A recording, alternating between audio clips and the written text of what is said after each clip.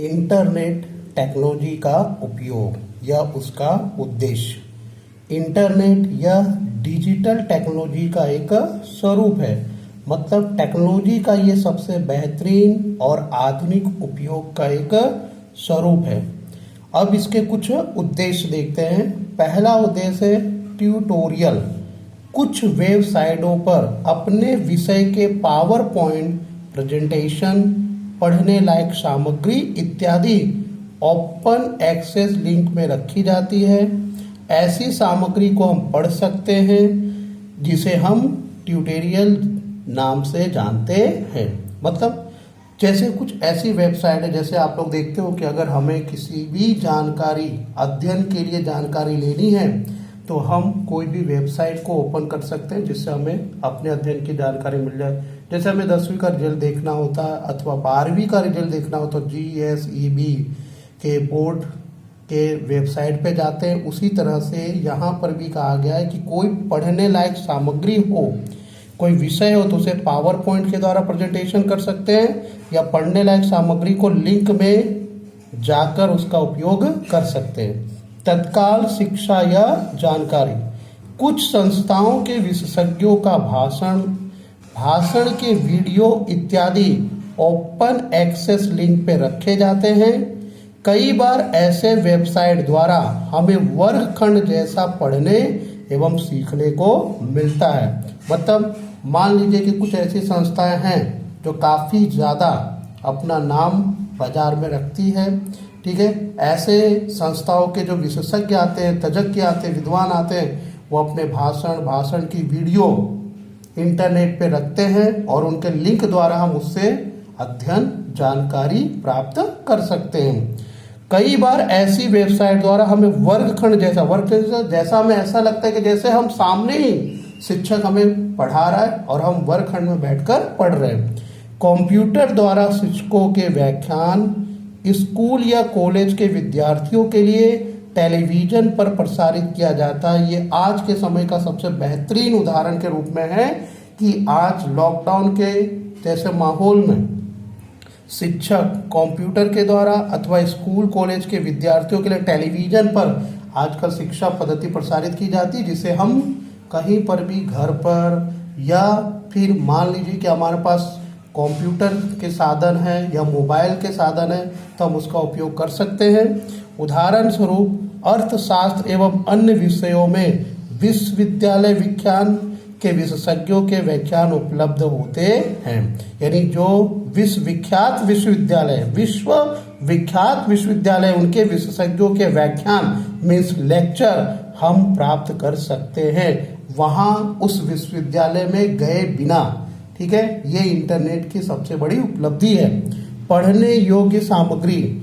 असंख्य किताबें इंटरनेट पे बिना किसी मूल्य के पढ़ने को मिलती है। इसके अतिरिक्त उस विषय के निष्णातों के लेख, जनरल इत्यादि भी पढ़ने को मिलता है। अभी मैंने कहा कि जैसे हम विश्वविख्यात विश्वविद्यालय के विशेषज्ञों के प्रोफेसर के लेक्चर हम पढ़ सकते हैं, सुन सकते हैं, अध्ययन कर सकते हैं, उसी तरह से हमारे पास किसी भी पुस्तक की कमी हो, वह पुस्तक, वह किताबें इंटरनेट के द्वारा बिना मूल्य, बिना खर्च किए हुए हम उसे खरीद सकते हैं। खरीदना अर्थात हम उसे ऑनलाइन भी पढ़ सकते हैं अथवा उसे सेव करके कभी भी उसका उपयोग पढ़ने के लिए कर सकते हैं। कुछ जनरल पैसा भरकर भी पढ़ सकते हैं। इस सामग्री को ई बुक्स और ई जनरल के नाम से जाना जाता है। ये दो इस तरह की चीज़ें बताई गई है। प्रोग्राम सॉफ्टवेयर बनाए गए हैं जिसके द्वारा हम ऐसी पुस्तकें खरीद भी सकते हैं, सेव भी कर सकते हैं और अध्ययन भी कर सकते हैं। अब चौथा नंबर है विविध जानकारी प्राप्त करना। इंटरनेट पे सर्च करके अर्थशास्त्र में डिग्री देते समय कॉलेज तथा यूनिवर्सिटी की जानकारी प्राप्त की जा सकती है। मतलब अर्थात हमें कौन से कॉलेज में, कौन सी यूनिवर्सिटी में पढ़ने में अच्छी डिग्री प्राप्त हो सकती है, अच्छे कॉलेज या अच्छी जानकारी मिल सकती है, कॉलेज या यूनिवर्सिटी की हमें जानकारी लेनी हो तो हम इंटरनेट पे सर्च करके किसी भी कॉलेज और यूनिवर्सिटी की जानकारी प्राप्त कर सकते हैं।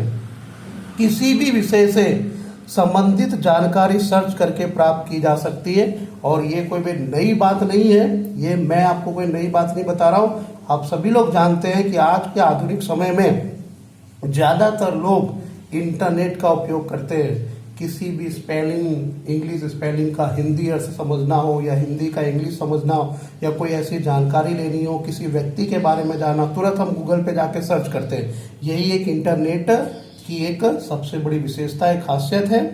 अन्य जानकारी प्राप्त करना, सर्च करके रेफरेंस बुक, अर्थशास्त्रियों द्वारा दिए गए व्याख्यान, उनके कोटेशन इत्यादि भी प्राप्त कर सकते हैं। सर्च करके रेफरेंस बुक, मान लीजिए हम अपने क्लास की 12th क्लास की बात करते हैं कि हम अर्थशास्त्र पढ़ रहे हैं, तो उससे जुड़ी हुई और भी रेफरेंस बुक, जुड़ी हुई किताबों के बारे में हम सर्च करके ज्ञान प्राप्त कर सकते हैं। या इसी अर्थशास्त्र के जुड़े हुए पाठ है, लेसन है, उसके जुड़ी हुई व्याख्यान, लेक्चर, पीरियड को हम इंटरनेट के द्वारा जान सकते हैं।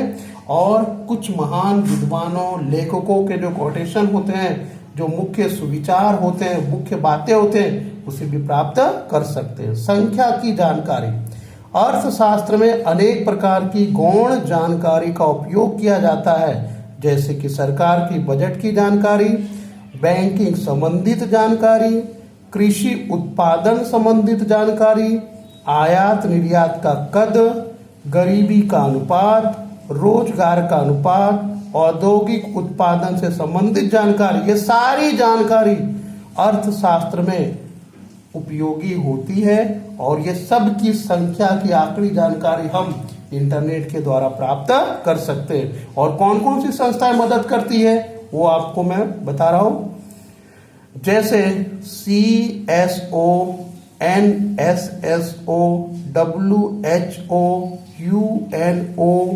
CMIE, ILO, IMF जैसे विश्व बैंक इत्यादि की वेबसाइटों का भी उपयोग होता है। ये सारी संस्थाएं हमें अर्थशास्त्र में जो संख्या की जानकारी प्राप्त करनी होती है, इन संस्थाओं के द्वारा हम प्राप्त कर सकते हैं। और विश्वसनीय स्रोत के रूप में इसे हम जान सकते हैं और उसका अर्थ भी बता रहा हूं। जो संस्थाएं ऐसी जानकारी निष्णातों की सहायता से इकट्ठा करके उसे छापती हो, ऐसे स्रोत को हम कहते हैं विश्वसनीय स्रोत। और ये इसके पहले भी हमने एक प्रश्न पढ़ा था, कंप्यूटर का टेक्नोलॉजी में उपयोग या कंप्यूटर टेक्नोलॉजी का उपयोग, उसी तरह से इंटरनेट टेक्नोलॉजी का उपयोग। और ये सारे प्रश्न आपको 3-3 नंबर में पूछे जाते हैं। ओके।